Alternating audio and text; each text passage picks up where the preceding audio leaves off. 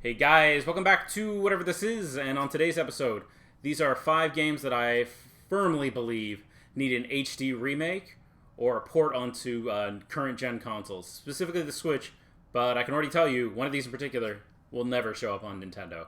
But let's get into it.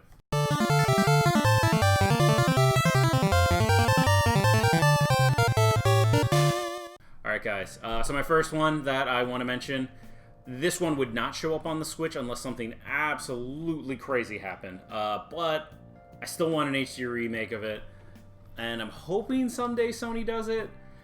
Because I think Ape Escape would be an excellent game to get a touch out. Much like Crash Bandicoot, Medieval, this one would be so much fun. I still pop this in every once in a while, and I'll end up playing it for like an hour or two. Even if I don't finish it every time I start it, it's just so much fun. And it has 2 sequels.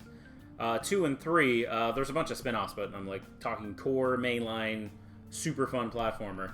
The first one could use a cleanup like they did with Medieval. That would be fantastic. Clean it up, put it at $50, I'll buy it day one. Ape Escape is my jam. As you actually have this really funky control scheme where you actually use the shoulder buttons to jump and use gadgets, and you're really only using the analog sticks to move around. So the left moves you around in the world.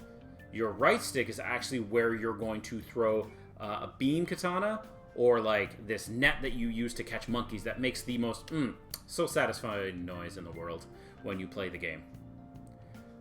As Ape Escape is a ton of fun, and because of that weird quirky mechanics that you think would be complicated, actually is a lot easier than you would imagine, but at least it uses the controller in such a unique way.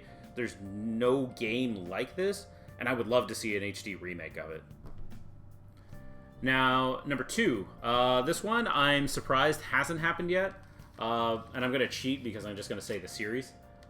I would love to see the Mega Man Legends franchise get a collection. They've done it for the Mega Man X, Mega Man Zero, Mega Man ZX. Those ones got collections. Battle Network doesn't have a collection, but this one needs it more.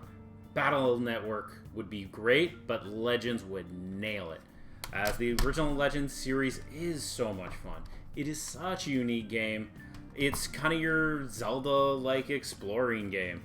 And these two were really good. They built up this entire world. And if I'm sure some of you are probably aware, he's still stuck on the moon.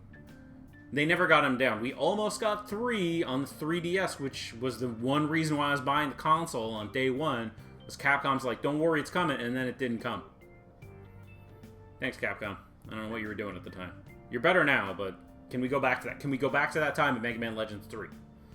And then there's Misadventures of Tron Bonne, which was a really cool offshoot of the series where you're trying to pay off your debts and you have little surf bots and there's different little games to play. There's one where you're robbing houses. There's one where you're doing target practice to train the surf bots so they're better at it. And the game was a lot of fun. It was a simple loop, but like it was so unique from these two. And the story was really, really funny. As they just owed money back, and they stole like the head of the group because they're like, you owe X amount of zenny, give me my money, and that's it. And it was a lot of fun, but it played into the core story of its sequel. Actually, this one even came with a demo of the second one, which was really fun. And they would be great to have on the Switch or on the PS4, PS5. Where are they? Why haven't they cleaned these ones up? Because they still look really good. And I know there's PC ports of this game, so I'm like, couldn't they base it off that? But that's a game that needs an HD port. So that's number 2. For number 3, I feel like this one's coming sooner than later, but I would love to see Lunar 1 and 2. They just did the Grandia HD 1 and 2 for the Switch. That one came out really recently. I'm still waiting on my order, but this would be the next shot they should do. Lunar 1 and 2 is a fantastic RPG that was originally on the Sega CD, then ported to the Saturn. Because the Saturn failed here, they made PlayStation ports. Not necessarily for here, but they made them and they brought them over on the PlayStation. And they are excellent. I wish more people knew about the franchise or even got more love, because mainly outside of these two, the rest of the franchise is not ideal, but I do love it. It is great. It's the story of Alex. It's coming of age for him. And Luna is a great character, as well as the other ones, and I just wish this would get more love than it does, but it doesn't. I've played this one on the PSP, so my interesting view on it is if they were to do a collection, what version would they pick? Would they pick this? Would they put the Sega CD versions on there and the PlayStation versions, there's a Game Boy Advance version that's kind of really unique to its own thing? Who knows? Like the Lunar is just bizarre on how you would want to tackle that. Where Grandia was really straightforward, I feel like this one would be a little more complicated because they did actually remake this on the PSP, and it was a really nice one. But Lunar 2 doesn't get as much love. And number 4, The Last Story. I love this game. This game was excellent. It was one of the Operation Rainfall games.